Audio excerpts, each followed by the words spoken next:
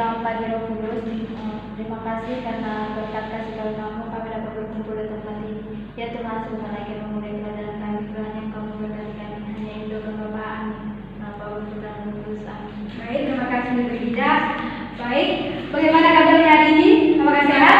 Sehat. Oke.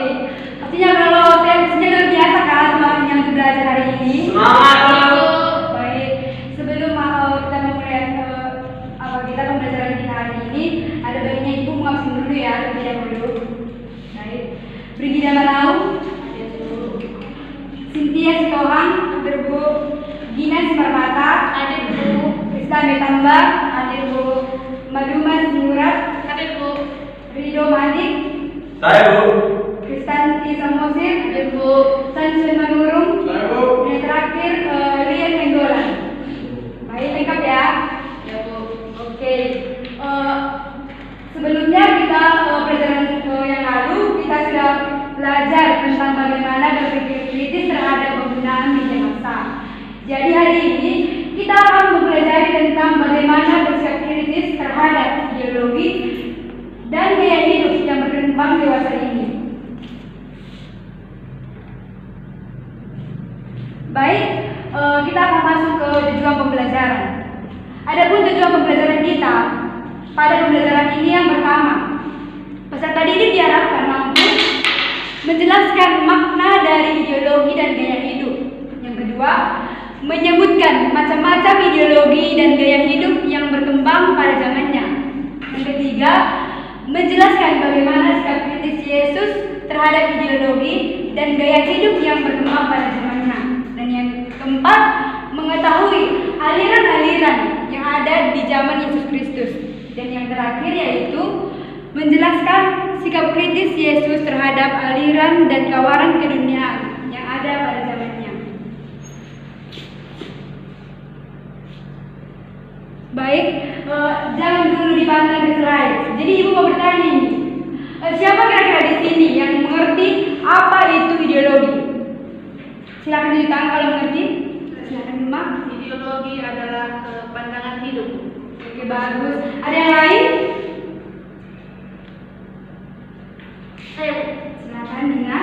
ideologi berarti ide, pikiran dan logis itu ilmu, berarti ilmu tentang mengembangkan ide-ide pemikiran. Oke, jawaban yang bagus. Yang kedua itu pengertian gaya hidup. Siapa mungkin yang mengerti? Gaya hidup. Apa itu gaya hidup? Atau yang sering bahasa zaman sekarang itu tren? Tren seperti itu. Silakan nanti.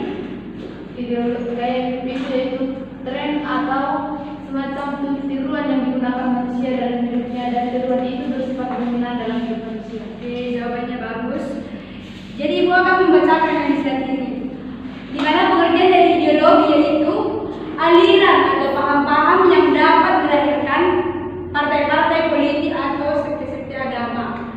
Dan yang kedua yaitu gaya hidup.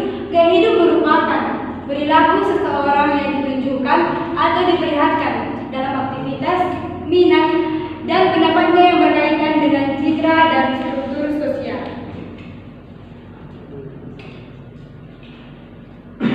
Baik, silakan konsen ke slide.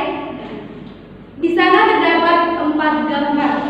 Jadi di sini kalian akan mengamati dari 4 gambar itu. Dan saya akan meminta kalian untuk menanggapi atau mengomentari dari 4 gambar ini. Saya berikan waktu 5 menit. Individu kan, Bu? Iya.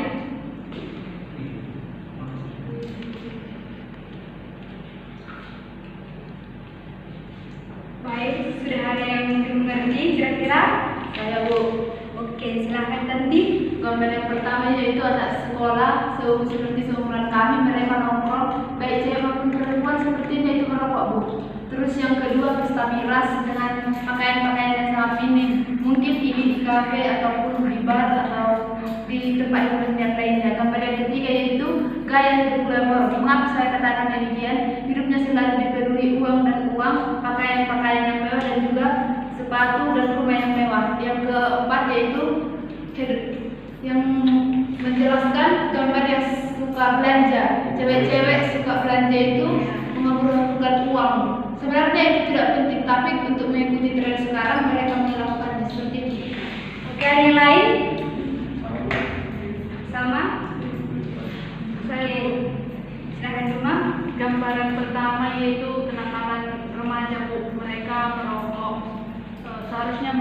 belum merokok Bu, karena masih anak sekolah. Yang kedua pesta minuman keras Bu. Yang ketiga gaya hidup yang tidak perlu pun dibeli Bu.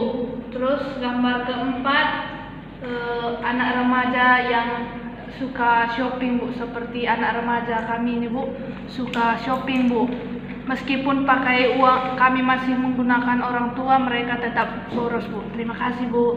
Oke, jawaban kalian memuaskan. Jadi sekarang saya meminta salah satu dari kalian mengambil kesimpulan apa pengaruh positif atau negatif dari gambar-gambar yang tertera di slide.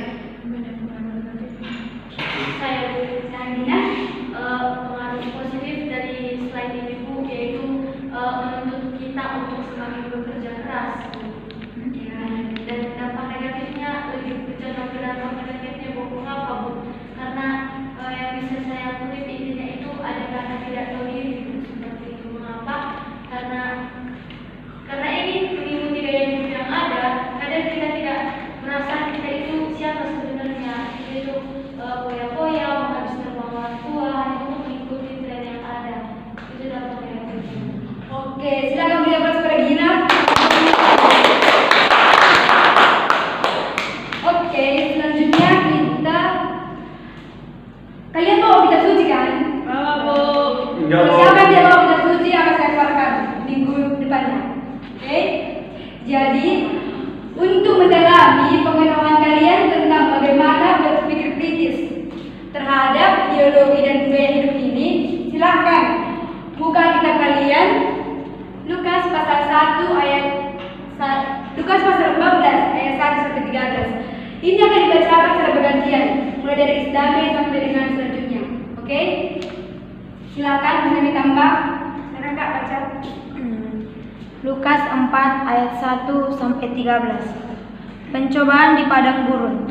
Yesus yang penuh dengan Roh Kudus kembali dari sungai Yordan, lalu dibawa oleh Roh Kudus ke padang gurun.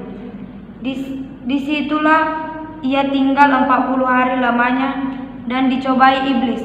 Selama di situ ia tidak makan apa-apa, dan sesudah waktu itu ia lapar. Lalu berkatalah iblis kepadanya, "Jika engkau anak Allah, suruhlah batu ini menjadi roti." Jawab Yesus kepadanya, "Ada tertulis, manusia hidup bukan dari roti saja." Kemudian ia membawa Yesus ke suatu tempat yang tinggi, dan dalam sekejap mata ia memperlihatkan kepadanya semua kerajaan dunia. Kata iblis kepadanya, "Segala sesuatu itu serta kemuliaannya akan kuberikan kepadamu, sebab semuanya itu telah diserahkan kepadaku, dan aku memberikannya kepada siapa saja yang kukehendaki. Jadi jikalau engkau menyembah aku, seluruhnya itu akan menjadi milikmu." Tetapi Yesus berkata kepadanya, "Ada tertulis, engkau harus menyembah Tuhan Allahmu, dan hanya kepada Dia sajalah engkau berbakti." Kemudian ia membawa Yesus ke Yerusalem dan menempatkan dia di hubungan bait Allah. Lalu berkata kepadanya, "Jika engkau anak Allah, jatuhkanlah dirimu dari sini ke bawah. Sebab ada tertulis mengenai engkau, akan memerintahkan malaikat-malaikatnya untuk melindungi engkau, dan mereka akan menantang engkau di atas tangannya, supaya kakimu jangan terhantuk kepada batu." Yesus menjawabnya, katanya, "Ada firman, jangan engkau mencobai Tuhan Allahmu." Sesudah iblis mengakhiri semua percobaan itu, ia mundur daripadanya dan menunggu waktu yang baik. Sudah Bu. Oke, terima kasih atas partisipasi kalian. Baik, dari sineks Alkitab yang telah kita baca tadi, ada beberapa kesimpulan yang dapat kita dapat dari kutipan nats Alkitab tersebut, di mana dari nats Alkitab itu kita dapat menemukan bahwa Yesus juga bersifat kritis terhadap tawaran-tawaran keduniaan. Tawaran-tawaran keduniaan ini dalam masa kita, dalam zaman kita ini disebut gaya hidup dan tren-tren yang tadi kita bahas. Silakan Pak Duma baca poin yang pertama. Yesus kritis terhadap tawaran-tawaran keduniaan. Pertama, roti, rezeki, jaminan sosial dan ekonomi. Kedua, kedudukan dan kekuasaan kedewasaan, ketiga kesenangan dan kenikmatan. Baik, di dalam nas kitab suci itu, di sana Yesus dicobai berapa kali? 3 kali, Bu. Di percobaan pertama, iblis katanya memberikan apa? Mengubah batu menjadi Batu menjadi roti, Oke, yang kedua, percobaan kedua, memberikan harta dan yang ketiga, menjatuhkan Adam dari atas Tuhan dan Allah. oke, dari cerita Yesus tersebut kita dapat belajar banyak sekali gaya hidup sekarang yang bermarakan di zaman sekarang ini, khususnya gaya hidup konsumtif. Gaya hidup konsumtif ini gimana? Apa-apa dibeli semua, padahal mungkin tidak terlalu berguna bagi hidupnya, tapi dia membelinya kayak gitu. Jadi di sini itulah gunanya kita belajar itu, supaya kita dapat membatasi diri dengan gaya hidup atau tren yang memang kurang baik bagi kita, khususnya kita siswa atau khususnya saya guru yang mestinya belum nikah gitu ya kan. Oke. Ibu belum nikah, Bu. Belum lah. Oke, serius. Oke, baik. Untuk memperdalam pengetahuan kalian tentang bersikap di sini terhadap gaya hidup dan ideologi, saya akan meminta kalian membagi 2 kelompok. Silahkan membentuk kelompok. Terserah mau siapa perannya, terserah. Kelompok maksudnya kan? Satu orang kelompok atau 5 orang gitu. Ya, Bu. Sudah? Baik. Sekarang kalian nanya ke depan biar mengerti nanti bagaimana caranya, oke? Ya, Bu. Jadi di sini kita kan pembelajaran sebelumnya, Ibu kan sudah menyuruh kalian membawa HP, ya kan? Ya, Bu. Jadi hari ini Ibu akan membebaskan kalian memakai HP, tetapi karena ada tugas seperti itu. Jadi kalian akan mencari dari internet apa saja contoh gaya hidup yang berkembang pada zaman sekarang, serta apa saja pengaruhnya gitu, dampak baik buruknya pada kalian khususnya pelajar. Seperti itu. Silahkan, saya beri waktu kira-kira 7 menit. Bisa? Berapa contohnya, Bu? Kenapa? Contohnya berapa? Contohnya yang kayak Ya, berapa biji, Bu? Gitu maksudnya. Bebas. Satu aja. Intinya sesuai lah dengan kemampuan kalian seperti itu. Oke. Saya sudah siap, Bu. Contoh gaya hidup atau tren yang berkembang pada zaman sekarang.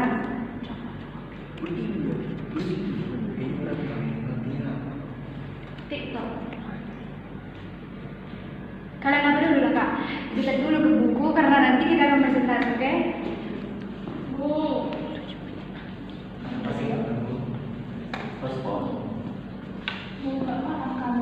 Bisa dijelaskan sekali lagi? Contoh gaya hidup. Kan Ibu tadi udah berikan contoh. Contohnya kan gaya hidup konsumtif. Gaya hidup itu kan, gaya hidup konsumtif itu kan kayak mana? Selalu contohnya dalam belanja gitu. Dia selalu belanja berlebihan kayak gitu. Iya. Nah, gitu lah. Silahkan didata.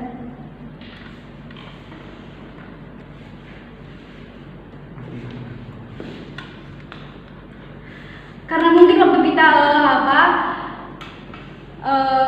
kurang dari 7 menit lagi ya kan, mungkin cuma satu kelompok saja yang nanti akan presentasi ya. Gak apa-apa kan? Gak apa-apa, Bu.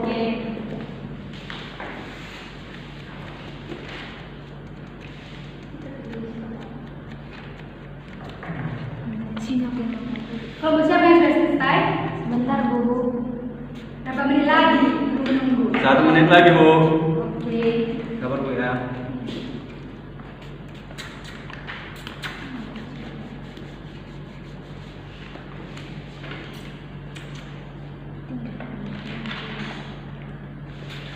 Sudah bisa? Belum, Bu.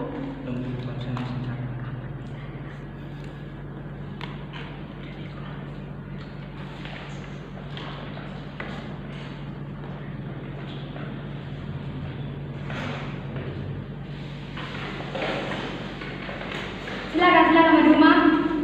Ke depan, Bu. Iya Kak. Ke depan aja Kak, biar semua mendengar dengan suara lantang ya Kak, biar jelas didengar oleh teman-temannya. Baik, Kak.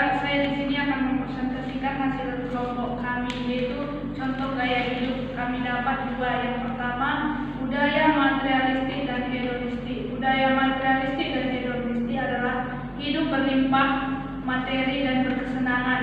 Manusia diukur dari apa yang dia miliki, rumah, mobil, dan sebagainya, bukan karakter. Pengorbanan menanggung penderitaan, askese dan tabah, kesederhanaan dan kerelaan untuk melepaskan nikmat demi cita-cita luhur tidak mempunyai tempat dalam budaya materialistik dan hedonistik.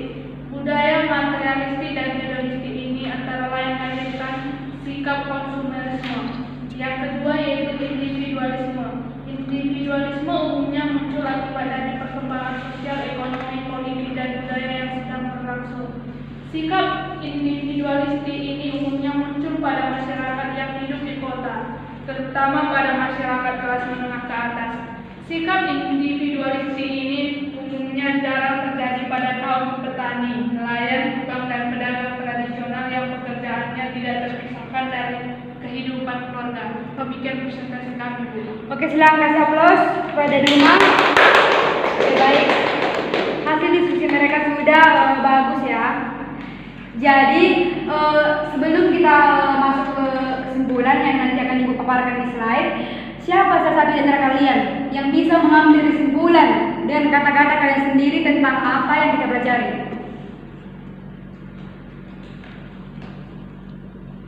Enggak ada yang bisa? Oh, silakan Hidup. Kesimpulannya kok jelas sesuatu barang yang hanya kita cukupi, yang atau hanya kita butuhkan. Jangan membeli barang yang berlebihan walaupun tidak kita pakai. Oke, terima kasih atas jawabannya.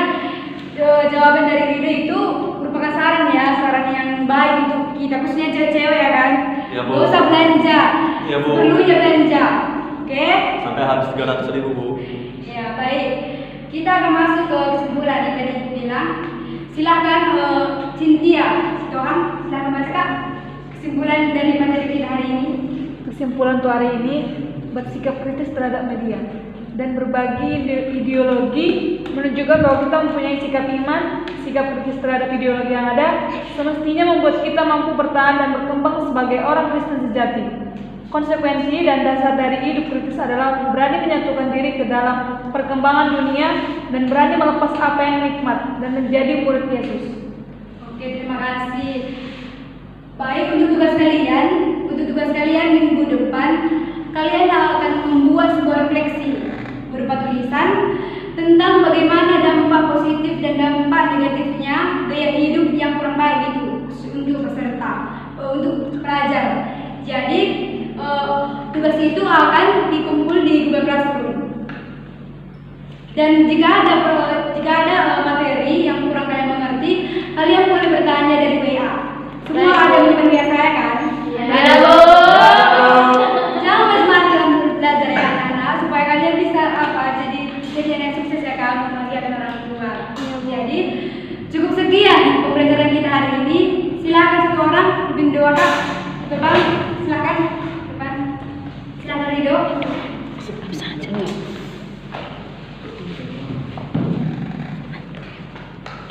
Mari kita bersatu di dalam doa dalam nama Bapa, Putra dan Roh Kudus. Amin. Allah Bapa yang Maha Baik, terima kasih Bapak karena Engkau telah memberkati kami sepanjang hari ini. Ya Bapak, kami telah selesai mengadakan kegiatan pembelajaran kami. Berkatilah pelajaran yang kami telah selesaikan ya Bapak, menjadi manfaat-Mu bagi kami untuk menjalankan segala aktivitas kami. Demi Kristus Tuhan Juru Selamat kami yang hidup. Amin. Nama Bapa, Putra dan Roh Kudus. Amin. Baik, terima kasih atas kerjasamanya selama 1 jam ini. Semoga apa yang kita pelajari hari ini memberi manfaat dan pengetahuan baru bagi kita. Oke, semangat belajarnya ya. Iya, Bu.